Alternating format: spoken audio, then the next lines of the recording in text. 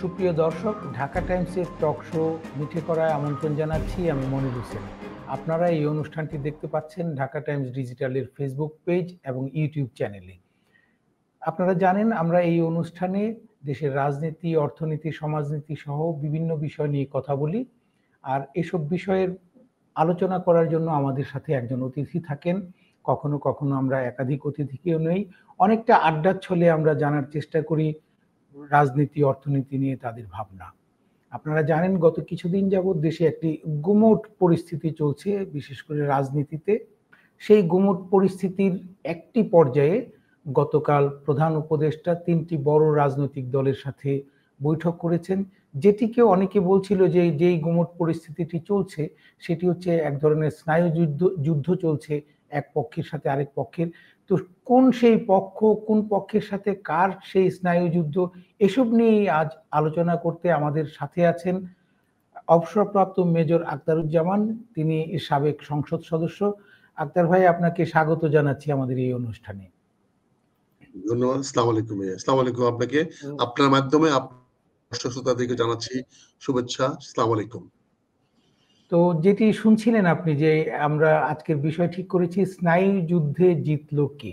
এই স্নায়ু যুদ্ধটিকে আমরা এভাবে ঠিক করেছি যে গত কিছুদিন যাবৎ যে পরিস্থিতিটি তৈরি হয়েছিল সেটি হচ্ছে মূলত করিডোর নিয়ে শুরু হয়েছিল। এর পরপরই আমরা দেখলাম যে সেনাপ্রধান অফিসার্স অ্যাড্রেস, অর্থাৎ সেনা কর্মকর্তাদের উদ্দেশ্যে ভাষণ দিয়েছেন। সেখানে তিনি করিডোর প্রসঙ্গ ছাড়াও দেশের রাজনীতি, দেশে কখন নির্বাচন হওয়া উচিত, সরকার যেসব সংস্কার কর্মসূচি নিয়েছে সেখানে সেনাবাহিনীর কোনো মতামত না নেয় এক ধরনের তিনি তাদের মনোভাব, যেটি সরকারের পক্ষে যায় না, এরকম মনোভাব যে সেনাবাহিনীকে অনেকটা আড়ালে বা অন্ধকারে রেখে অনেক কিছু করা হচ্ছে, এসব বলার পরেই যেন একটি গুমোট পরিস্থিতি তৈরি হয়েছিল।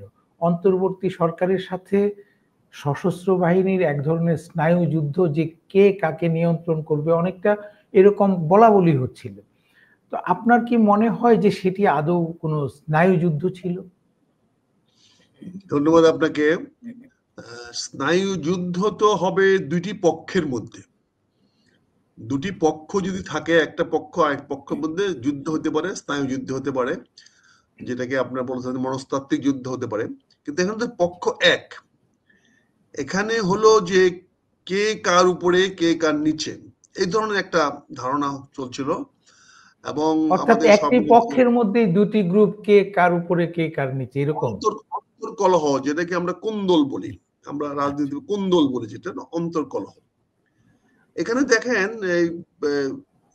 এই যে 5ই আগস্টের যে আন্দোলনটা হয়েছে, সে আন্দোলনটা মূলত ছিল ছাত্রদের একটা আন্দোলন থেকে শুরু হয়েছিল। ছাত্ররা বৈষম্য বিরোধী আন্দোলন শুরু করেছিল, তারা কোটা বিরোধী প্রথম শুরু করেছিল, তারা বৈষম্য বিরোধী আন্দোলন শুরু করেছিল। তাদের সেই আন্দোলনের সঙ্গে বাংলাদেশের ছাত্র, যুবক, সকল শ্রেণীর মানুষ সবাই অংশগ্রহণ করেছেন। ছাত্রদের পাশাপাশি 4 গুণ, 5 গুণ, 6 গুণ, 7 গুণ মানুষ অংশগ্রহণ করেছেন। আপনারা দেখেছেন যে আজকে একটা চার্জশিট দিয়েছে 6 জন মানুষকে হত্যা করার জন্য। আজকে এই আইসিসি আদালতে একটা চার্জশিট দেওয়া হয়েছে। সেখানে বলা হচ্ছে একজন ছাত্র সহ 6 জন, একজন ছাত্র সহ 6 জন। তাহলে বাকিরা ছাত্র নয়, একজন ছাত্র সহ 6 জন, 6 জন ছাত্র না, একজন ছাত্র সহ 6 জন।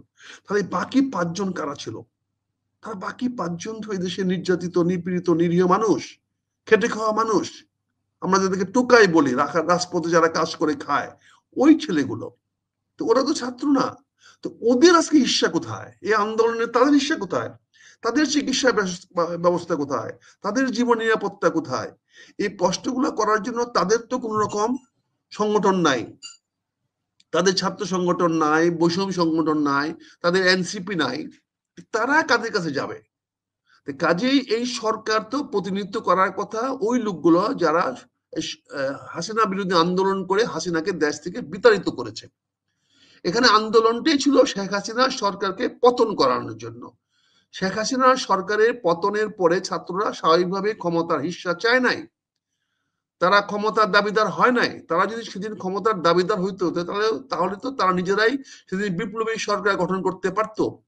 নাহিদের নেতৃত্বে সেদিন বিপ্লবী সরকার গঠন করতে পারতো। মাহফুজের নেতৃত্বে বা আসিফ মাহমুদের নেতৃত্বে তারা সেদিন স্বাভাবিকভাবে একটা বিপ্লবী সরকার গঠন করতে পারতো। সেই সরকারটা সবাই মানতো, কেউ অমান্য করতো না, কেউ না করতো না যে তোমরা দেশ চালাতে পারবে না, এই কথা বলার সাহস তারও সেদিন কারো ছিল না। তারা চালাতে পারতো, কিন্তু তারা তাদের আত্মবিশ্বাস হারিয়ে ফেলেছিল, তারা তাদের করে নাই। সেদিন ত্রাণকর্তা হিসাবে এই দেশের সমস্যা সমাধানের জন্য সেনাবাহিনীর প্রধান এগিয়ে আসতেন। ইনি একদিক দিয়ে পতিত প্রধানমন্ত্রী শেখ হাসিনাকে দেশ ত্যাগ করতে বা দেশ থেকে চলে যেতে সুযোগ করে দিলেন বা ব্যবস্থা করে দিলেন, পাশাপাশি দেশের আইন শৃঙ্খলা অবনতি না হয় সেই জন্য তিনি রাজনীতির রাশ টেনে ধরলেন। তিনি ছাত্রদেরকে নিয়ে বসলেন, সকল রাজনৈতিক দলদেরকে নিয়ে বসলেন। সেদিন কিন্তু আসিফ মাহমুদ স্পষ্ট বলেছে তাকে ডাকা হয়েছিল সেনা ভবনে, সেনা মানে ক্যান্টনমেন্টে, সে আসে নাই। আমি তাকে ধন্যবাদ জানাই, সাধুবাদ জানাই যে ওই সময় সে সেনাবাহিনীর ডাকে আসে নাই। ওটাই ছিল বিপ্লবীর চেতনা। আমি আসিফ মাহমুদকে সম্মান করতাম সেদিন থেকে। তাকে আমি বলতাম যে হ্যাঁ, সাহসী ছেলে, তারা সত্য কাজটা করতে পেরেছে, তাদের সেদিন আসা উচিত হতো না, এবং তারা আসে নাই। এটার জন্য তারা তারা বীরোচিত কাজ করেছে সেদিন না এসে। কিন্তু দুর্ভাগ্য আমি হলো, এখানে এখানে আপনাকে একটু থামিয়ে যদি দুটি প্রশ্ন করি। আপনি প্রথমে বলছিলেন যে শেখ হাসিনার পতনের পর এই ছাত্ররা ক্ষমতা চায় নাই, আর দ্বিতীয় অংশটি হচ্ছে আসিফ মাহমুদ ক্যান্টনমেন্টে যাননি সেনাপ্রধানের আহ্বানে। এই দুটিকে কি ভিন্নভাবেও দেখা যায় না? সেটি হচ্ছে যে তারা সরাসরি এককভাবে ক্ষমতা না চাইলেও তারা তো ক্ষমতার হিস্সা নিয়েছে, না অংশীদার হয়েছে। তাদের ওই তিনজন, তাদের তাদের ভাই, তিনজন উপদেষ্টা হয়েছেন এক। আর দ্বিতীয়ত হচ্ছে যে আসিফ মাহমুদ হয়তোবা ভয়ে ক্যান্টনমেন্টে যাননি, যে সেখানে গেলে তখনকার যে পরিস্থিতি সেটা ছিল যে সেখানে গ্রেপ্তার হয়ে যেতে পারে, নাটক হয়ে যেতে পারে, এরকম ভাবেও কি চিন্তা করা যায় না? মুনি ভাই, আমি আপনাকে অনুরোধ করব যে আমি যখন একটা কথা বলবো, কথাটা ফিনিশিং দেওয়ার পরে আপনি প্রশ্ন করেন। জি, কারণ না জি। হলে কথাটা হলো, আপনি আমার উত্তরটা তো এখনই উত্তরটা দেই, তাহলে মনে হবে যে আমি আপনার প্রশ্নের জন্য উত্তরটা দিচ্ছি। উত্তরটা তো আমি যাচ্ছিলাম, আমি তো আপনার এই কথার দিকে আমি আসছিলাম, আমি জানি আপনার কি বলে। আমি বিনীত অনুরোধ করছি। জি। আসিফ মাহমুদ বা তারা আসে না, এটা বিরোচিত কাজ করেছে। কারণ সেনাবাহিনীর ডাকে তারা সেদিন আসতে পারে না। কারণ সেনাবাহিনী যে কোনো ভাবেই হোক পতিত স্বৈরাচার শেখ হাসিনা বা ফেসিবাদ শেখ হাসিনার অংশ হয়ে গিয়েছিল। সেনাবাহিনীর ঊর্ধ্বতন কর্মকর্তারা দেখেছেন আজকে হয়ে গেছিল। কাজে তারা আসে নাই, এটা ছিল তাদের চরম দেশপ্রেম। সেদিন আসে নাই, এবং তারা সেদিন লোভীও হয় নাই, তারা সরকার গঠন করতে পারে নাই। কিন্তু তাদের পতন হয়েছে এই যে আমাদের আজকের যে উপদেষ্টা বানিয়েছে, ওই প্রধান উপদেষ্টা সাহেবের যে প্রেস সেক্রেটারি বানিয়েছেন, এই ভদ্রলোকের খপ্পরে পড়েই তো তারা বিপদে পড়েছে। সজীব মাহমুদ বলেছে তারা তার অফিসে গিয়েছিল, ওখানে গিয়ে তারা আলোচনা করেছে কি করতে হবে। তার মানে এখানে ভয়ের ব্যাপার না, এখানে ওই বিপ্লবটা তারা ছিনায় নিয়ে গেছে, নিয়ে গিয়ে ডক্টর ইউনূস সাহেবকে আনার জন্য তারা পায়তারা করেছে, এবং ছেলেদেরকে বুঝিয়েছে যে সেনাবাহিনীতে না হয় ডক্টর ইউনূসকে আমরা নিয়ে আসবো। ছেলেরা ডক্টর ইউনূসকে নিয়ে আসতে বলছে। তারা তো কোনো পদ চায় নাই, তারা তো পদের কথা একবারও বলে নাই, তারা তো একবারও পদ চায় নাই। তারা সেনাবাহিনীকে ভয় পাবে কেন? সেনা প্রধান বরংশ সাবধান হয়ে গেছে তখন যে না, আমি যদি আজকে অন্যদিকে হাঁটি, অন্য পথে হাঁটি, তাহলে বিপদ আমার হবে, ওই ছাত্রদের হবে না। সেদিন যদি জেনারেল ওয়াকারুজ্জামান যদি অন্য কোনো পথে হাঁটতো, তাহলে দেশটা ধ্বংসের দিকে চলে যেত। ফলে সে নিজেকে সংবরণ করে ওই আসিফ মাহমুদের কথাই উনি রেখেছেন, তাদের কথা মতো ওনারা কাজ করেছেন, তাদের কথা মতো তারা সবাই বঙ্গভবনে গিয়েছেন। আপনি সরকারের আমাকে বলেন কেন তারা সেদিন বঙ্গভবনে গেলেন? কেন তারা স্বৈরাচার বলে ফেসিবাদী সরকারের রাষ্ট্রপতির কাছে গেলেন? কেন গেলেন? তারা তো গিয়েই তারা আনুগত্য স্বীকার করলেন, তার আনুগত্যে তারা সরকার গঠন করলো, তারপরে সরকার তার কাছে গিয়ে শপথ নিলেন। তাহলে এখানে আসিফ মাহমুদরা তো নষ্ট হয়েছে যখন তারা এপির অফিসে গিয়েছে, যখন এই যে প্রেস সেক্রেটারির নাম এপি যেন নয়, কি মনে থাকে, AFP, Shafiqul AP sorry, Alam. AFP. হ্যাঁ, তার অফিসে গিয়ে তারা বিভ্রান্ত হয়েছে, তাদের করেছে। আজকে ডক্টর ইউনূস সাহেব বিভ্রান্ত হচ্ছেন তার কথায়। আপনি দেখেন তার বক্তব্যে, দেখেন শেখ মানে শ্রদ্ধ আমাদের প্রধান উপদেষ্টা ডক্টর ইউনূস সাহেব কি ভাবেন সেটাও ওই প্রেস সেক্রেটারি বলে দেন। ওনার চিন্তা চেতনা কি, উনি ঘুমের মধ্যে কি চিন্তা করেন সেটাও সে জানে। এই ভদ্রলোক তো সবার মধ্যে প্রেস টাকায় দিচ্ছে। এই ছেলেদেরকে লবি করেছে, এই দুইটা ছেলেকে আইন সে উপদেষ্টা বানিয়েছে। কই অন্য কেউ তো প্রস্তাব করে নাই? এই প্রস্তাবটা কে করেছে? ডক্টর ইউনূস সাহেব কি তাদেরকে চিনতেন, তাদেরকে জানতেন? বরং তাদের তো চিনতেন না হাসনাত আব্দুল্লাহকে, তারা চিনতেন সজীব ওয়াজেদকে, সজীবকে, সার্জিজ আলম সজীবকে, সার্জিজ আলমকে। সার্জিজ আলম এবং হাসনাত আব্দুল্লাহ ছিল মোর প্রমিনেন্ট দেন এরা ছিল ব্যাকগ্রাউন্ডে, এরা তো ফ্রন্টে ছিল না। এখন মাহফুজ আলমকে কে নিয়ে আসছে? কারা নিয়ে আসছে? কাজেই ছেলেদেরকে কেন আপনি এই ছেলেকে কলঙ্কিত করলেন, কলুষিত করলেন? আজকে ছেলেদেরকে বলছেন তারা ভয় আসে নাই, আজকে বলছেন তারা পদ নিয়েছে। এইটা কাজটা তো অত্যন্ত দক্ষতার সঙ্গে সুচারুভাবে এই জনাব এই তথ্য উপদেষ্টার তথ্য এই কি বলে পরামর্শ তো না কি মানে প্রেস সেক্রেটারি সাহেব করছেন এবং কিরকম প্রতিনিয়ত উনি করেছেন। এত বড় প্রেস কমিটি থাকা দরকারটা কি? এত বড় প্রেস অফিস থাকা দরকার কি? এতগুলো কি লোক থাকা দরকার এখানে? আমার প্রফেসর সাহেব সারাদিন কি কাজ করেন যে ঘন্টায় ঘন্টায় এক একজন এক এক ড্রেস পরে এই বড় প্রেস উইং এর ব্যাপারে আমরা নিশ্চয়ই বলবো। আমি যেটি আপনাকে তাহলে কি শেষ করে দিচ্ছি, কাজে এই ছেলেগুলো, এই সাহসী ছেলেগুলোকে আমরা নষ্ট করেছি। আজকে এই তাদেরকে বিভ্রান্ত করার জন্য, তাদেরকে বিপদে ফেলানোর জন্য, তাদেরকে একটা সংঘাতের মধ্যে নিয়ে যাওয়ার জন্য অত্যন্ত পরিকল্পিতভাবে কাজগুলো করা হচ্ছে। কারণ এই কাজগুলা যদি আমার প্রধান উপদেষ্টা সাহেব পদে করতেই চান, যদি করতেই চান, তিনি তো উপদেষ্টাকে ডেকে বলবেন যে ভাই আমি আপনারা আসেন, আমি পদত্যাগ করবো, এই ব্যাপারে আলোচনা করবো, এই বিষয়ে আলোচনা করবো।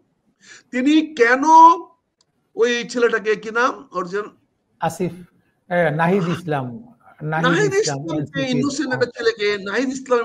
একটা ছেলেকে যে প্রমিজিং ছেলে, যার কথাবার্তায় প্রজ্ঞাত আছে, বুদ্ধিমত্তা আছে, তাকে পচানোর জন্য কেন তাকে ডাকায় নিয়ে আসলেন? এটা ডাক্তার ইউনূস সাহেব ডাকায় নিয়ে আসেন নাই, ডাক্তার ইউনূস সাহেব তাকে আনেন নাই, তাকে দেখা করাইছে আইনা ওই তথ্য সচিব। এই তথ্য সচিব আইনা এই ছেলেটাকে আজকে কন্ট্রোভার্সি করে ফেলছেন, জনগণের সামনে তাকে খেয়েও বানিয়ে ফেলেছেন, তার কাছে উনি বলছেন পদত্যাগ করবেন।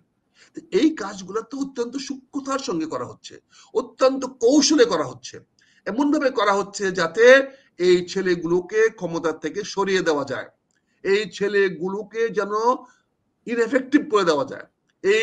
এই যে তরুণ সমাজ যারা আজকে বিদ্রোহ করেছে, যারা দেশটাকে ভালো দিয়ে নিয়ে যেতে চায়, তাদেরকে বিভ্রান্ত করে, তাদেরকে জনগণের সামনে হেয় করে, তাদেরকে ক্ষতিগ্রস্ত করার জন্য করা হচ্ছে। আজকে আইসিসির মামলায় 6 জনের বিরুদ্ধে চার্জশিট দেওয়া হয়েছে। 6 জনের বিরুদ্ধে একদমই ভিন্ন। আমার প্রশ্নটাতে একটু নিয়ে যাই। আপনি প্রশ্ন উত্তরটা দিচ্ছি, আমি দিচ্ছি। 6 জনের প্রশ্নটা ছিল হচ্ছে প্লিজ একটু আসতেছি। 6 জনের বিরুদ্ধে চার্জশিট দিচ্ছে, এই কথাটা বললে তো হয়। একজন ছাত্র সহ 6 জন কেন? তার মানে কি বোঝাচ্ছে? 1:5। একজন ছাত্র 5 জন ছাত্র নয়। কাজে আপনার স্নায়ু যুদ্ধ নাই, এটা পরিকল্পিতভাবে ছাত্রদেরকে হায়াও করার জন্য করা হচ্ছে। নাহলে কেন বলা হবে একজন ছাত্র সহ 6 জন? 6 জন হত্যা করা হয়েছে, তাদের বিরুদ্ধে চার্জশিট দেওয়া হয়েছে যারা হত্যা করেছে। কাজে এখন বলেন আপনি কি বলতেছে, কথা বুঝতে পারছেন? আমার পুরো জিনিসটা বুঝেন। আপনি একটু অন্যদিকে চলে গিয়েছিলেন। আমি জানতে চেয়েছিলাম, অন্যদিকে যাইনি আমি, পুরো প্রাসঙ্গিক জিনিস জানতে অন্যদিকে যাব কেন? আমার প্রশ্নটা হচ্ছে সেনাবাহিনী প্রধান অফিসার্স অ্যাড্রেসে অন্তর্বর্তী সরকারের কার্যক্রম নিয়ে নানান রকমের কথা বলেছেন। তিনি বলেছেন যে এই সরকার এমন সংস্কার করছে বা নানা রকমের সিদ্ধান্ত নিচ্ছে যেটি সেনাবাহিনীকে বা সশস্ত্র বাহিনীকে অনেকটা অন্ধকারে রেখেই করা হচ্ছে। করিডোরের মতো সিদ্ধান্ত নেওয়া হচ্ছে বা সিদ্ধান্ত এখনো না নিলেও নিতে যাচ্ছে, যেটা সেনাবাহিনীর সাথে আলোচনা ছাড়া হচ্ছে। এই যে সেনাবাহিনী বা সশস্ত্র বাহিনীর সাথে অন্তর্বর্তী সরকারের, আপনি যেটি বলছিলেন অন্তর্বর্তী সরকারের ভেতরের 2 অংশ, ছাত্র বনাম তথ্য প্রেস সেক্রেটারি ইত্যাদি ইত্যাদি, আমি ওই অংশে যাচ্ছি না। আমি জানতে চাইছি যে আপনি যাচ্ছেন ভুল অংশে। আপনি যাচ্ছেন ভুল অংশে, আপনি যাচ্ছেন বিভ্রান্তকর আপনি অংশে, কি আপনি না যাচ্ছেন আমি কি জিনিসটাকে আমি twist করার প্রশ্নটা অংশে। শেষ করি আমি প্রশ্নটা হ্যাঁ, শেষ বলেন, করে নিই। এই তো বলে আপনি এজন্য কি আপনি ক্লারিফাই করছেন তো, আপনি ভুল প্রশ্ন জি। করতেছেন। হ্যাঁ, বলেন। আমি আমি আ আ আ আপনি কি তাহলে মনে করছেন যে সশস্ত্র বাহিনীর সাথে অন্তর্বর্তী সরকারের কোনো কিছু নিয়ে বিরোধ দেখা দেয়নি এই তো এ বললাম যে পর্যন্ত? আপনারা উস্কানি দিচ্ছেন, বিভ্রান্ত করছেন, ভুল পথে যাচ্ছেন। সজীব যখন ওই যে আসিফ যখন বলেছিল যে সেনা প্রধান বুকে কষ্ট নিয়ে ডক্টর ইউনূসকে মেনে নিয়েছিলেন, তখন কেন প্রশ্ন করলেন না অন্তর্বর্তীকালীন সরকার সেনা প্রধান সম্বন্ধে কথা বলতে পারে কিনা? তখন আপনারা প্রশ্ন করলেন না কেন যে আপনি অন্তর্বর্তীকালীন সরকারের অংশ হয়ে একজন উপদেষ্টা হয়ে আপনি সেনাবাহিনীর প্রধান সম্বন্ধে এই কথা বলতে পারেন? এই কথা কি আপনার সৌজন্যবোধের মধ্যে পড়ে? এই কথা বললে সেনাবাহিনী বিদ্রোহ করতে পারে, সেনাবাহিনী খেপে যেতে পারে। আপনি কি সেনাবাহিনী খেপাতে চাচ্ছেন? আপনারা আজকে যে কথা বলতেছেন, সেনা প্রধান তার রাইট আছে অফিসারদের অ্যাড্রেস করার, এবং সেটা করা হয়। আমরা আগে দরবার বলতাম, অফিসারদের বলা হয় অ্যাড্রেস, আর জওয়ানদের সামনে যখন বলা হয় তখন বলা হয় দরবার। এটা আর্মির চিরন্তন নিয়ম। কোয়ার্টারলি, মান্থলি অফিসে অ্যাড্রেস হয়, অফিসে স্টাডি পিরিয়ড হয়। আমি সেখানে সম্ভবত আপনাকে আমার প্রশ্নটাই বুঝাতে পারছি না। সরি, আপনি তাইলে তো আমরা ভুল প্রশ্ন একটু ভিন্ন করতেছেন, কিছু বুঝাবেন কেন? না, না। আপনি যেদিকে নিয়ে যাচ্ছেন সেদিকে আমি যাব না। আপনি সেদিকে আমি যাব না। আপনি একটা বিভ্রম সৃষ্টি করার জন্য, একটা একটা অসত্যকে এস্টাবলিশ করার জন্য বলতেছেন। সে অর্থাৎ যে তাহলে কথাটা বলেছে, শুনেন, একজন অফিসার থেকে এর চেয়ে আরো বড় জিনিস পরিকল্পনার কথা বলা হয়, এর চেয়ে আরো বড় বড় জিনিস বলা হয়, কারণ এটা আমি যুদ্ধের আপনাকে পরিকল্পনা করা প্রশ্নটাই হয়। বুঝাতে পারিনি না, যে আমি বলিনি যে সেনাবাহিনী প্রধান ভুল বলেছেন। আমি তো এই প্রশ্ন একবারও করিনি যে উনি আপনি কেন তো এই বললেন কথা যে ভিডিও বললেন। লাগাতে চায়, আপনি তো বললেন আমি ভিডিও লাগাতে না, না, চায়। না, না, না, না, না, না, না। আপনি তো আমার প্রশ্নটা না শুনেই আচ্ছা, শেষ বলেন পর্যন্ত বলেন প্রশ্ন কথা বলেন বলেন, আমি আপনার বলেন, বলেছি আমি যে সেনাবাহিনী প্রধান যা বলেছেন এর হুম। প্রতিক্রিয়া আমরা দেখেছি যে অন্তর্বর্তী সরকারের প্রধান উপদেষ্টা নানাভাবে বলছিলেন যে তাকে কাজ করতে দেয়া হচ্ছে না, তিনি সহযোগিতা পাচ্ছেন না, সুতরাং তিনি অভিমান করলেন, তিনি পদত্যাগ করতে চান। এই যে ২ টি অংশের ২ টি দিক। একটি হচ্ছে সশস্ত্র বাহিনী অবশ্যই আমাদের জাতীয় নিরাপত্তার জন্য যা দরকার তা করবে। সেটি যদি কখনো রাজনীতিতেও তাদের আ পরামর্শ দিতে হয়, আমি হস্তক্ষেপ শব্দটি বলছি না, সেটিও করবে। কারণ কোন রাজনীতি যদি দেশের নিরাপত্তা বিঘ্নিত করে, তাহলে তো সেখানে সেনাবাহিনী এগিয়ে আসতেই পারে। আমি সেই কথাটি বলিনি। আমি বলছি একদিকে সেনাবাহিনী, আরেকদিকে অন্তর্বর্তী সরকার। সেনাবাহিনী তাদের মতামত আমি প্রকাশ তো করেছে। সেই শুনে মতামতের আমি শুনতে প্রতিক্রিয়ায় আমি আ কথা শুনতে রাজি না। একদিকে সেনাবাহিনী, একদিকে সরকার। আমি এটা শুনতেও রাজি না। এটা সত্য না। এটা আপনার ধারণা, আচ্ছা, ভ্রান্ত ধারণা। আচ্ছা ঠিক আছে। একদিকে আমরা সরকার, একদিকে প্রশ্নে সশস্ত্র, যাই। এটা না। এটা না, আচ্ছা এটা আমি না। কাজে তাহলে এটা নিয়ে বিব্রত আমি কথা। আমি তাহলে সরকারও পরবর্তী বলে নাই যে প্রশ্নে যাই। আমরা আমরা দ্বিমত পোষণ করছি। সরকার তো বলে নাই সেনাবাহিনীর প্রধানের বক্তব্যের সঙ্গে আমরা দ্বিমত পোষণ করছি। তারা তো আপনি বলে নাই মনে হয় সেনাবাহিনীর প্রধানের কথা আপনি কি বললেন। গতকাল অন্তর্বর্তী সরকারের উপদেষ্টাদের যে বৈঠকটি হয়েছিল, প্রথমে হুম। তো বৈঠক হয়েছে অন্তর্বর্তী সরকারের উপদেষ্টা মণ্ডলীর এবং তারা বৈঠক থেকে বের হয়ে এসে একটি বিবৃতি দিয়েছিলেন। সেই বিবৃতিটি কি খেয়াল করেছেন? তারা যা বলেছেন মূলত তারা যা অ্যা বলেছেন, তারা কি বলেছেন সেনাবাহিনীর প্রধানের নাম নিয়েছেন? সেনাবাহিনী প্রধানের নাম তারা না কি নিলেই বলেছেন যে এটি সেনা না, তারা কি বলেছেন সেনাবাহিনী প্রধান তাদের কাজ করতে দেয় না? আপনি উনারা তো প্রত্যেকটা ক্ষেত্রেই বলেছেন, সেনাবাহিনী আপনারা তো বলেছেন তাদেরকে চাপ সৃষ্টি করা হচ্ছে। হাসনাত যখন গিয়ে প্রধান উপদেষ্টা দরজায় গিয়ে ধাক্কা মারলো, আমি লাথি বলবো না, ধাক্কা মারলো, তখন তখন চাপ সৃষ্টি করা হয় নাই? আপনি এক ওরা প্রসঙ্গ তো থেকে আরেক প্রসঙ্গে যাচ্ছেন। ওরা তো ওইটাই আমি বলতে চাচ্ছে যে এভাবে চাপ আমি সৃষ্টি তো করে না, যদি না, না। আচ্ছা সেনাবাহিনীর সঙ্গে ঠিক আছে, সম্পর্ক নেই। কেন ঠিক আছে, কেন ঠিক ভীতি আছে, সৃষ্টি ঠিক করতে আছে। আমি মেনে নিলাম আপনার কথা। আমার প্রশ্ন তাহলে এই অভিমানটুকু হঠাৎ করে এলো কেন আ প্রধান উপদেষ্টার যে তিনি পদত্যাগ করতে চান, এই যে নানান জনের কাছে বলছেন বা এই অভিমানটুকু কার সাথে তাহলে? আমি তো কোনো শুনি নাই যে উনি পদে করতে চান বলেছেন। আমি তো কারো আমি তো কখনো ওনার কাছে শুনি নাই। উনি কোথাও আকারে ইঙ্গিতে আভাসে কাউকে বলেন নাই। আমি কেন বিশ্বাস করতে যাব একটা রাজনৈতিক দলের প্রধানের সঙ্গে উনি কি আলাপ করেছেন? এটা আমার বিশ্বাসযোগ্যতায় কোনো প্রশ্ন তো নাই, কোনো প্রমাণিত নাই। কারণ এই সেই ছেলে তো তার প্রতিনিধি না, প্রতিনিধিত্ব করে না। একটি রাজনৈতিক দল সৌজন্য সাক্ষাৎ করতে গিয়েছে, সেখানে কি আলোচনা করেছে, এটাকে আমি তো কংগ্রেসে আপনি নিব না। আমি ডক্টর ইউনূস একটু সাহেব তো একজন পরিপক্ক মানুষ। পরিপক্ক মানুষ। উনি যদি আপনি কি দুজন উপদেষ্টার কথা শুনেছেন কিনা জানি না। একজন হচ্ছে রেজওয়ানা হাসান, আরেকজন হচ্ছেন অধ্যাপক ওয়াহিদুদ্দিন মাহমুদ। তারা দুজন বের হয়ে স্পষ্ট করে বলেছেন যে প্রধান উপদেষ্টা যেই কথাটি চলছিল যে উনি পদত্যাগ করতে চান, এরকম একটি পরিস্থিতি তৈরি হয়েছিল, কিন্তু তারা আলোচনার পর ঠিক করেছেন তারা তাদের দায়িত্ব পালন শেষ না করে পদত্যাগ করবেন না।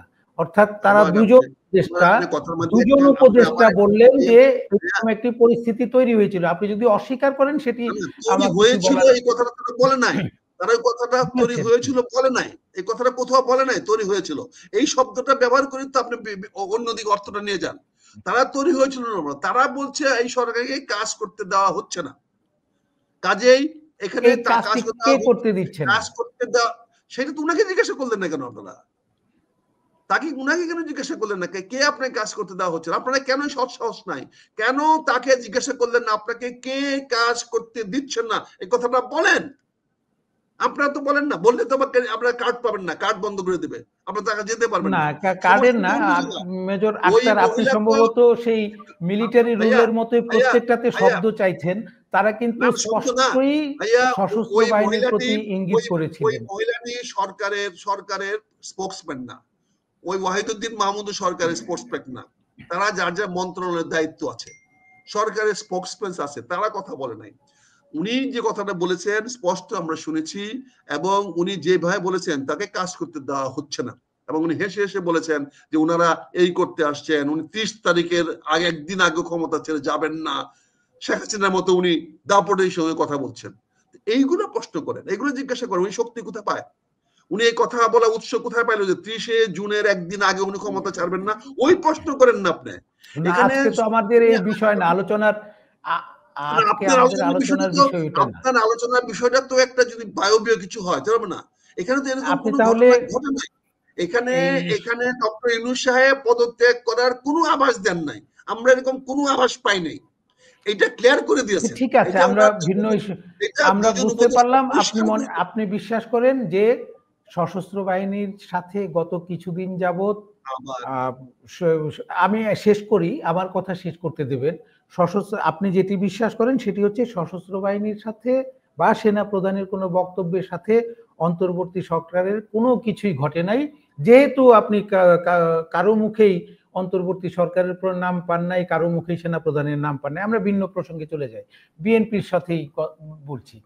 বিএনপি গত কিছুদিন যাবত তাদের যে ডিসেম্বরের মধ্যে নির্বাচন চায় সেই আন্দোলনের সাথে আরো একটি আন্দোলন, মানে দাবির সাথে আরো দুটি দাবি যোগ করেছে।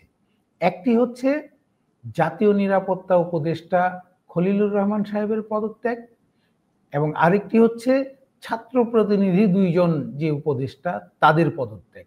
আমি তিন উপদেষ্টার পদত্যাগ একইভাবে না বলে আমি এই দুটিকে আলাদা করছি। একজন হচ্ছে জাতীয় নিরাপত্তা উপদেষ্টা খলিলুর রহমান সাহেবের পদত্যাগ চায় বিএনপি, আরেকটি হচ্ছে দুজন ছাত্র প্রতিনিধি তাদের পদত্যাগ চায়। খলিলুর রহমান সাহেবের পদত্যাগ চাওয়ার পেছনে মূল কারণ কি বলে আপনার মনে হয়? একটাই তো কারণ, ওনার বিশ্বাসযোগ্যতা নাই, উনি সত্য বলেন নাই। উনি কি করে বললেন যে কারোর সঙ্গে ওনার কথা হয় নাই যে করিডোর নিয়ে? উনি নিজেই যেখানে কথা বলেছেন সেখানে ওনার বিশ্বাসযোগ্যতা হারিয়ে ফেলেছেন। উনি কি করে বললেন এই কথাটা? উনি কি করে বললেন যে কারোর সঙ্গে কোনো কথা হয় নাই? এরকম একটা অবিশ্বাসযোগ্য, যার বিশ্বাসযোগ্যতা নাই, তাকে কি করে আপনারা চান সে থাকুক? উনি তো আপনি বারবার এদিকে ঠেলে দিচ্ছেন যে আপনারা চান, কে চাইছে আমি জানি না। আপনি আপনারা চান বলে কোনটা বোঝাতে চাইছেন যে তাকে কে চাইছে? আমরা চাই, আমি বলছি যে ওনার পদত্যাগ কেন চাইছে? বিশ্বাসযোগ্যতা নাই, বিশ্বাসযোগ্যতা ওনার নাই, সেই জন্য তো ওনার পদত্যাগ চাচ্ছে। তার বিশ্বাসযোগ্যতা নাই, কারণ সে পরিষ্কার বলেছে এবং অত্যন্ত প্রাঞ্জল ভালা বলেছে যে করিডোর নিয়ে কারোর সঙ্গে কোনো কথা হয় নাই, কোনো কথা হয় নাই এবং কথা হবেও না। তাহলে এই ধরনের লোক রাজনীতিতে কেমনে কাজ করতে পারবে? তিনি এটি মিথ্যা বলেছেন, এটি কি বিএনপি প্রমাণ করতে পেরেছে যে প্রমাণ করে খলিল দিয়েছে, সাহেব আমি যে প্রমাণ করে, তাহলে যে লোকের কথা প্রমাণ করতে হয় সেই লোক কি যোগ্য? না, আপনি কিন্তু যার একটু কথার আগের উপর প্রসঙ্গে বৃষ্টি, যাই। আপনি আপনি বারবার বলছিলেন যে সেনা প্রধানের কথা নাম অন্তর্বর্তী সরকার বলে নাই, ইউনূস বলে নাই, অমুক বলে নাই, তমুক বলে নাই। এখানেও তো বিএনপি বলছে না যে অমুকের সাথে সে আলোচনা করে এসেছে, এখন বলছে আলোচনা করছে না। এখানে তাহলে আপনি আবার এখানে সেই প্রমাণ না, আ এখানে খুঁজছেন না আমার কেন? তো কথা উনার নিজের মুখে বলেছেন যে উনি কারোর সঙ্গে আলোচনা করেন নাই। হ্যাঁ, ভালো। উনি উনি এবং বলেছেন তারপরে করেন নাই ঠিক তো আছে। আপনি কেন এটি তারপরে বিশ্বাস করছেন না? না, করেন নাই ঠিক আছে, এ পর্যন্ত করেন নাই, ভেরি গুড, হ্যাঁ, আমার কোনো আপত্তি নাই। তার হ্যাঁ, পরবর্তী সব হ্যাঁ, কি বলেছেন? আলোচনা হবেও না। হ্যাঁ, মানে হবে না। আলোচনা হবেও ঠিক না। আছে। তো হবেও না হ্যাঁ, যে হবে লোক, না। সে কি করে বলতে পারে? করিডোরে আলোচনা কোনদিন হবেও না। তো এই লোক কি করে হ্যাঁ, থাকবে? নাও আলোচনা হইতে হতে পারে। পারে না? উনি ওই না আমি হতে পারে, উনি কে?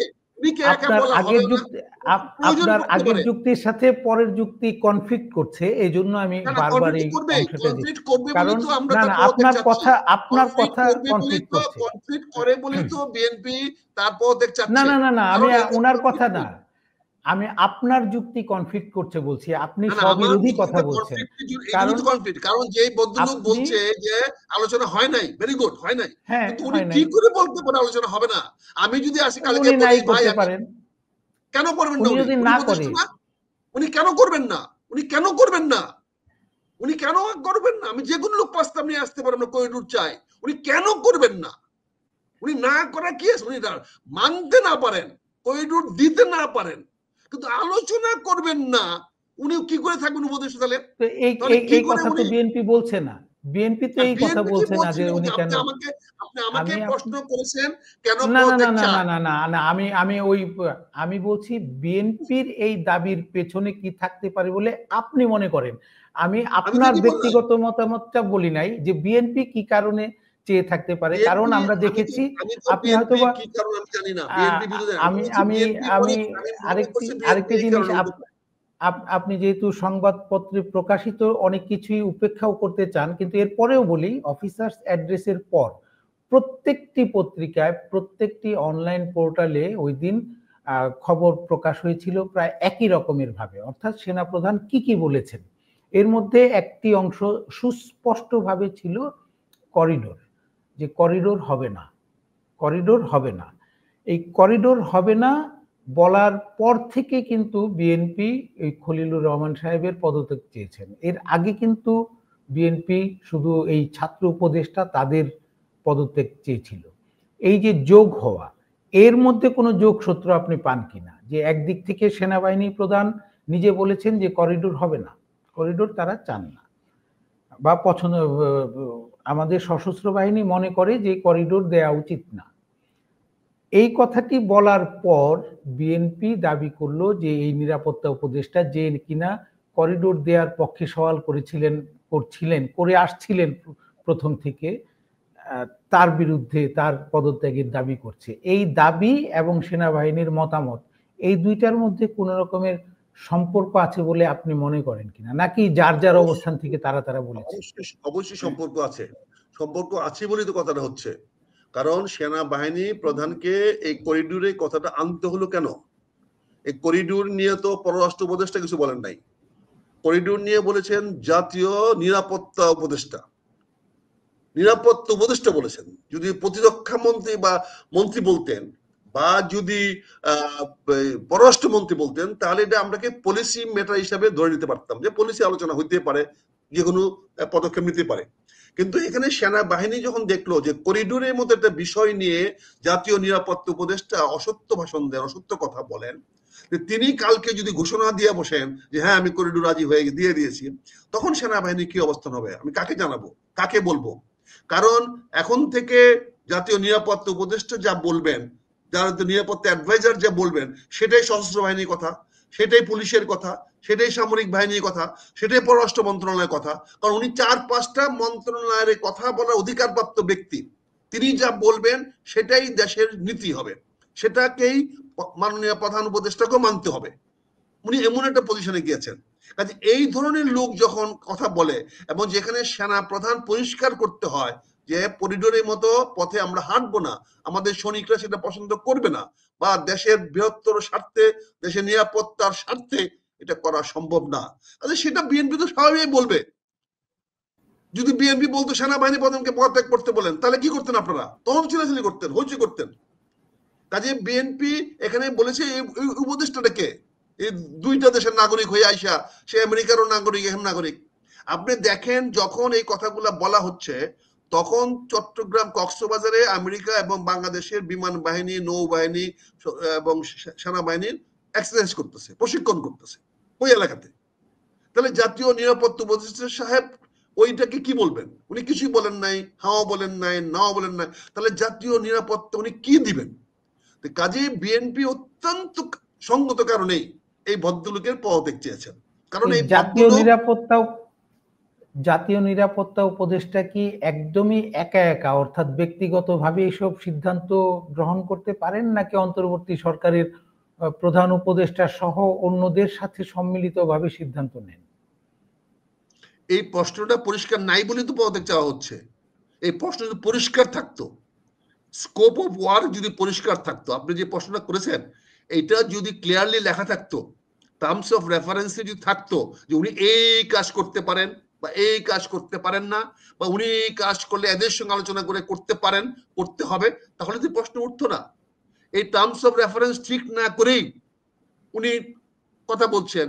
উনি না, আমি টার্মস অফ রেফারেন্সের না, আমি বলছি যে উনি কি এখন যেসব বলছেন সেটি তার উপদেষ্টা মণ্ডলীর অন্য কারোর সাথে আলোচনা না করেই বলছেন বলে আপনার মনে হয়, বা প্রধান উপদেষ্টার অনুমতি ছাড়াই বলছেন? আমি তুমি জানি না ওনার বক্তব্যের প্রসেসের, ওনার থট প্রসেস বা ওনার ডিসিশন প্রসেসটা কি, আমি তো জানি না।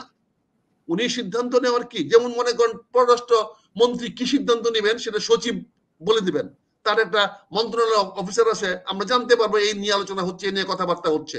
তো ওনার টার্মস অফ রেফারেন্স বা ওনার স্কোপ অফ ওয়ার্কে কি আছে এটা তো আমরা জানি না। উনি কার সঙ্গে আলোচনা করে সিদ্ধান্ত নিচ্ছেন সেটাও জানি না। উনি কি প্রধান উপদেষ্টার ডাইরেকশনে করতেছেন না প্রধান উপদেষ্টাকে উপদেশ দিচ্ছেন এটাও আমরা জানি না।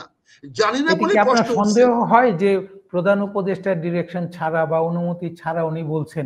এটি নিয়ে জানা, অফিসিয়ালি জানা না জানা, আর দায়িত্ব পালনের ক্ষেত্রে আপনি যখন সশস্ত্র বাহিনীতে ছিলেন, আপনি নিশ্চয়ই আপনার ঊর্ধ্বতন কর্তৃপক্ষকে জানিয়ে এক ধরনের সিদ্ধান্ত নিতেন, যেটি না জানিয়ে নেওয়ার সিদ্ধান্ত সেটি না জানিয়ে নিতেন। যেটি বড় সিদ্ধান্ত নিশ্চয়ই আপনার কোন অধস্তন কর্মকর্তার ঊর্ধ্বতন কর্মকর্তাকে না জানিয়ে সিদ্ধান্ত নেওয়ার কোনো স্কোপ নাই। সুতরাং এই একই যুক্তিতে প্রধান উপদেষ্টাকে, কোন বলটা কিক করব কোনটা কিক করব না, আমি আপনাকে এখানেই আনতে চেয়েছিলাম যে কোনো অধস্তন তার ঊর্ধ্বতনকে না জানিয়ে সিদ্ধান্ত নিতে পারেন না। ঠিক একইভাবে খলিল সাহেব তার ঊর্ধ্বতন প্রধান উপদেষ্টাকে না জানিয়ে এই ধরনের কথাবার্তা বলা বা সিদ্ধান্ত নিয়েছেন, এটি কি বিশ্বাসযোগ্য বলে মনে হয়? এটাই তো বিশ্বাসযোগ্য বলেই তো আমরা ওনাকে পদত্যাগ করতে বলছি। অর্থাৎ আপনি বিশ্বাস করেন যে প্রধান উপদেষ্টা জানেন না উনি নিজে নিজে সিদ্ধান্ত নিয়েছেন? মনে করতাম যে উনি প্রধান উপদেষ্টার সঙ্গে আলোচনা করে করছেন, তাহলে আমরা প্রধান উপদেষ্টা পদত্যাগ চাইতাম। আমরা যদি বুঝতাম বা জানতাম বা এরকম কোন তথ্য প্রমাণ আমাদের সামনে থাকতো, বিএনপির সামনে থাকতো যে উনি প্রধান উপদেষ্টার নির্দেশটাই পালন করছেন, তাহলে আমাদের পদত্যাগ চাওয়া হইতো প্রধান উপদেষ্টা। কিন্তু আমরা আমাদের কাছে পরিষ্কার স্পষ্ট যে এখানে প্রধান উপদেষ্টার কোন রকম ক্লিয়ার গ্রিন সিগন্যাল ছিল না বলেই জনাব এই তথাকথিত আমাদের নিরাপত্তা উপদেষ্টা সাহেবকে বলতে হয়েছে যে আমি আলোচনা করি নাই, আলোচনা করব না। তার মানে বোঝা যায় যে উনি কারো নির্দেশে কথাটা বলছেন, আমি আলোচনা করি না, উনি ক্লারিফিকেশন দিচ্ছেন উনি আলোচনা করেন নাই। তার মানে এখানে অ্যাম্বিগুইটি রয়ে গেছে এবং উনি করবেন না। এই জন্য এই ধরনের কথা যারা বলে তাদেরকে এত বড় পদে থাকা উচিত না, এটা বিএনপি সঠিকভাবে মনে করে এবং সঠিকভাবে দাবি করেছে। এবং আমার মনে হয় সরকারের উচিত ছিল দেশের বৃহত্তর স্বার্থে জনগণের সামনে পরিষ্কার করার জন্য এই মান অভিমান না করে, স্নায়ুযুদ্ধ না করে ওই ব্যক্তিটিকে বিদায় করে দেওয়া। কারণ আপনি জানেন যে আমরা এখানে আসছি যারা ক্ষমতা দেখাবে, তাদের বিরুদ্ধে জনগণ নাই, জনগণ থাকবে না। শেখ হাসিনাকে বিতাড়িত করা হয়েছে কারণ সে অযৌক্তিক ক্ষমতা দেখাতে চেয়েছিল। এখানে বিএনপি দাবি করেছে যদি সরকার সদিচ্ছা থাকতো তাহলে ওই ভদ্রলোককে পদত্যাগ করানোর ছিল উত্তম। একে রাখতে গিয়ে সরকার তার নিজেরই সর্বনাশ ডেকে আনতেছে, এটা আমার ধারণা, আমার বিশ্বাস। আমি যদি দ্বিতীয় প্রসঙ্গে যাই, যে বিএনপির যে নির্বাচনের দাবি, এটি বারবারই বিএনপি একরকমের বলে আসছে এবং বারবারই অন্তর্বর্তী সরকার তাদের যে অবস্থান সেখানেই পড়ে আছে। বিএনপি বলছে ডিসেম্বরের মধ্যে, তারা বলছে ডিসেম্বর থেকে জুনের মধ্যে, কিন্তু সুনির্দিষ্টভাবে ডিসেম্বর থেকে জুনের মধ্যে, এপ্রিলে করব বা মার্চে করব এরকম কোনো কথা বলছে না। এটি নিয়ে কি অন্তর্বর্তী সরকার এবং বিএনপির মধ্যে যে দূরত্ব, এটি এই যে বৈঠকটি হলো এর পরে এবং এখন দূরত্ব কমার কোনো সম্ভাবনা আপনি দেখেন কিনা, নাকি এই সম্ভাবনা আরো বাড়বে? মনি ভাই, একটা জিনিস স্পষ্ট আলোচনা করতে গেলে সামগ্রিক বিবেচনায় করতে হবে, সামগ্রিক বিষয়টা দেখতে হবে। এখানে নির্বাচনে অনেকগুলো প্রার্থী আছে, অনেকগুলো পক্ষ আছে, তার মধ্যে বিএনপি একটি অন্যতম পক্ষ।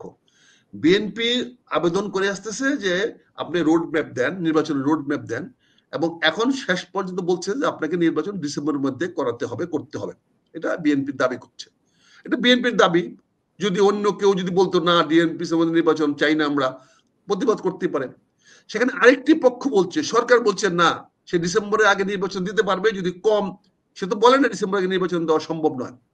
সে বলেছে ডিসেম্বর আগে নির্বাচন দিতে হলে তাকে সংস্কার কম করতে হবে, আর সংস্কার বেশি করলে সে জুনের মধ্যে দিবে। সে জুনের তারিখ বলে নাই, জুনের মধ্যে দিবে। সেখানে আরেকটি পক্ষ জামাত ইসলাম বলেছে যে না, জুনের মধ্যে নির্বাচন হতে পারবে না, নির্বাচন হতে পারবে ফেব্রুয়ারির মধ্যে। এখন এখানে তো টেকনিক্যাল প্রবলেম হয়ে গেছে, একটি পার্টি চাচ্ছে ডিসেম্বর, আরেকটা পার্টি চাচ্ছে ফেব্রুয়ারিতে, আর মূল সরকার বলছে আমি জুন মাসে দিতে হবে। আরেকটি পক্ষ, নতুন পক্ষ দাঁড়িয়ে বলছে নো, সংস্কার সম্পূর্ণ না করে কোনো নির্বাচন হবে না, সংস্কার শেষ করতে হবে। তা সংস্কার শেষ করতে 6 মাস, 9 মাস, 1 বছর, 2 বছর, 5 বছর, 10 বছর লাগতে পারে। তো নির্বাচনের কোনো তারিখ সুনির্দিষ্ট হচ্ছে না। তিনটি পক্ষের বক্তব্য ত্রিমুখী, এবং এই সরকার তিনটা পক্ষের ত্রিমুখী বক্তব্যকে এক জায়গায় আনার চেষ্টা করছে না, চেষ্টা করার কোনো চেষ্টাও করে নাই, এবং চেষ্টা করার কোনো আমরা কোনো লক্ষণও দেখি নাই। কাজে এখানে নির্বাচনটা তো বিএনপি তো বলছে যে ডিসেম্বরের মধ্যে নির্বাচন চায়, চাওয়াটা কি অপরাধ? বিএনপি কোনো অন্যায় করলো? বিএনপি নির্বাচন চাইছে, আপনি বলে দেন না আমি ডিসেম্বর নির্বাচন দিব না, ভালো, ভেরি গুড। তারপরে যদি বিএনপি কিছু বলে তখন বলবেন যে আমি তো আপনার সিদ্ধান্ত জানিয়ে দিয়েছি যে আমি ডিসেম্বর নির্বাচন দিব না, আমি মার্চে দিব।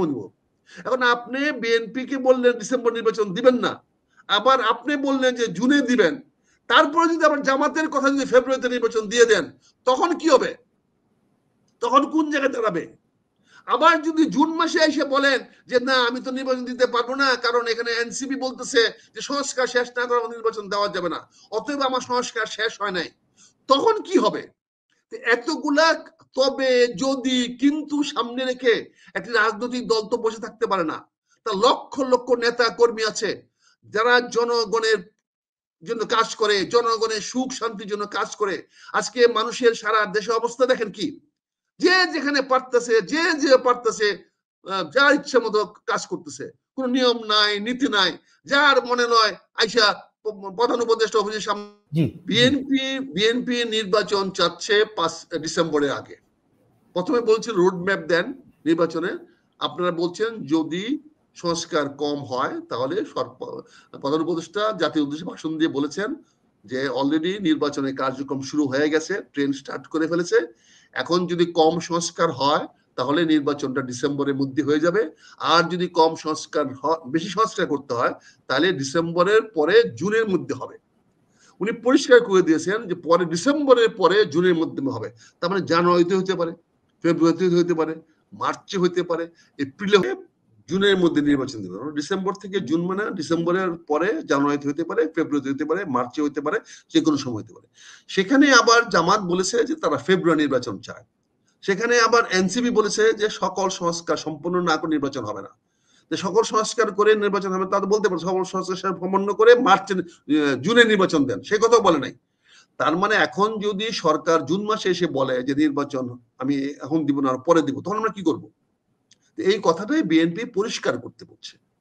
এটা যদি বিএনপি অপরাধ হয়ে থাকে আপনাদের চোখে, আমাদের কিছু করার নাই।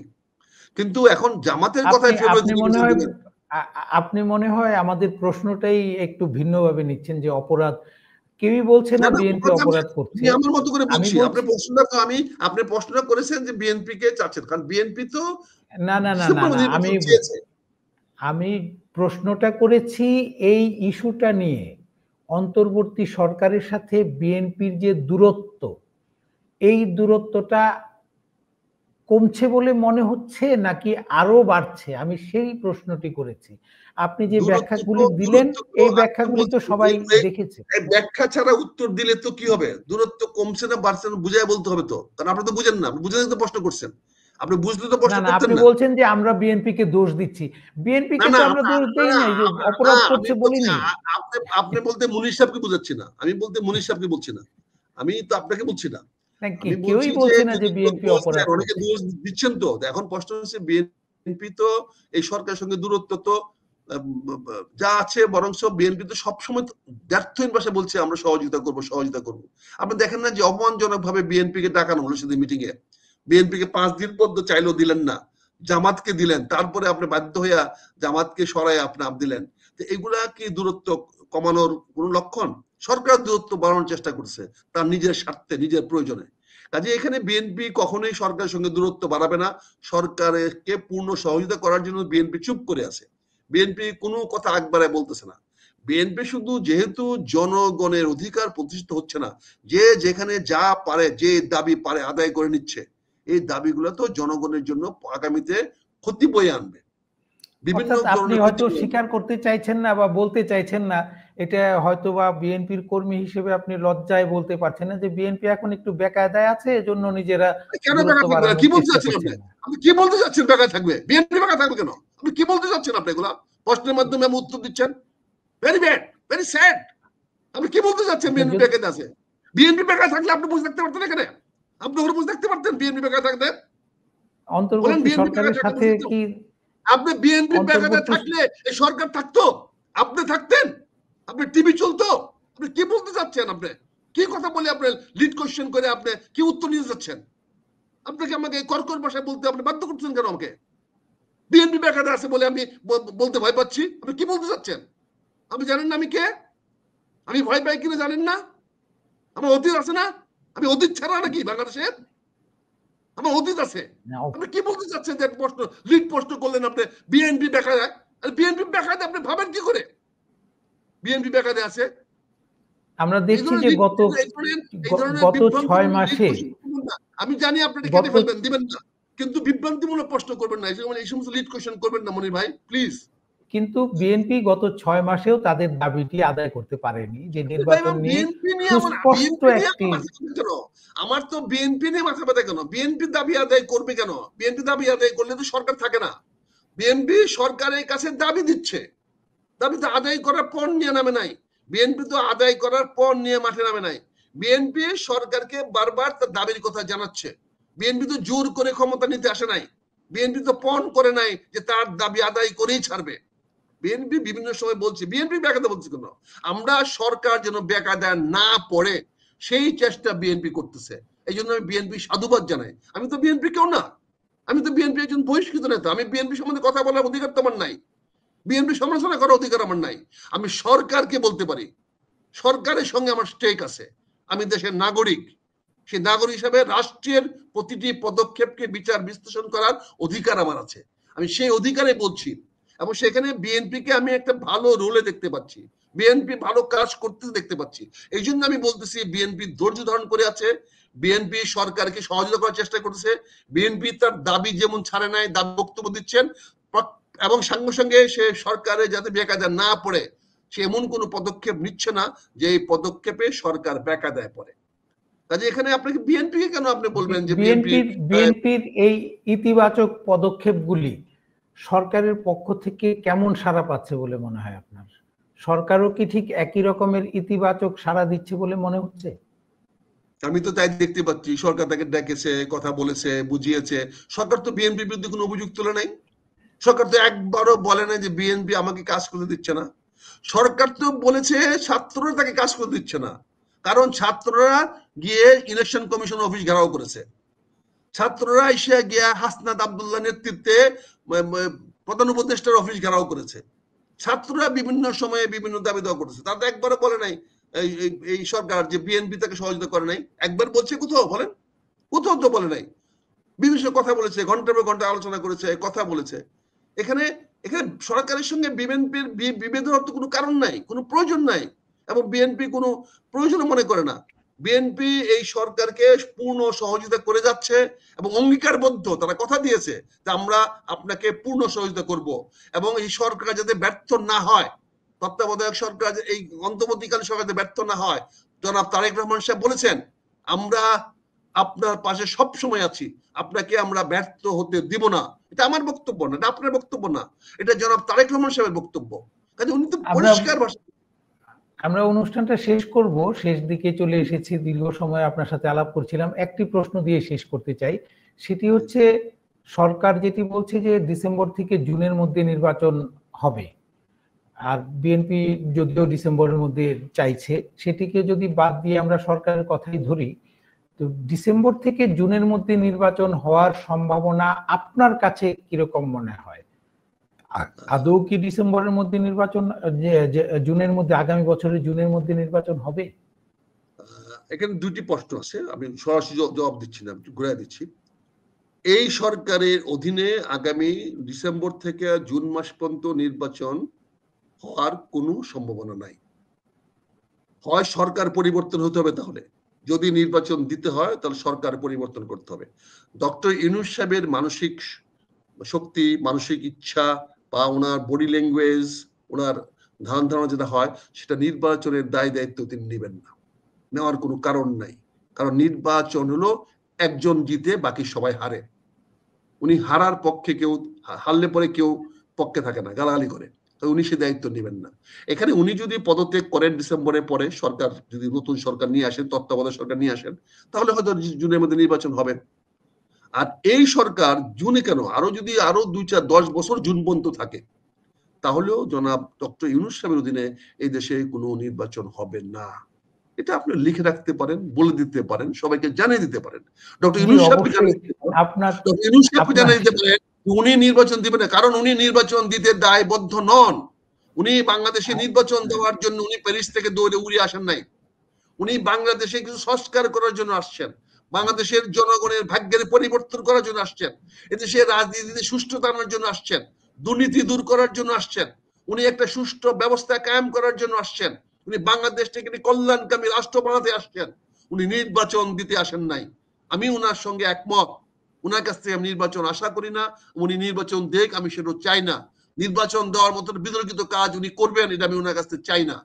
আমি যতদিন ওনার দরকার পড়ে উনি রাষ্ট্রটা পরিচালনা করুক, সুন্দর সুষ্ঠুভাবে কাজ করুক, দেশটা উন্নত করুক, ভালো জায়গায় নিয়ে যাক, তারপরে উনি অন্য কারো হাতে দিয়ে নির্বাচনে চলে যান।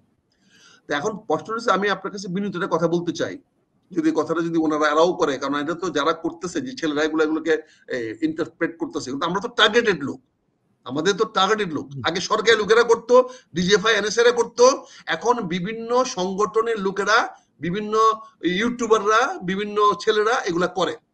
তারা কাদের টুইস্টিং করায়, কি করে, কাটটা যাবে কাটটা যাবে না, প্রতিনিয়ত হাজার হাজার ছেলেরা করতেছে, এই সারা দেশে করতেছে এগুলা।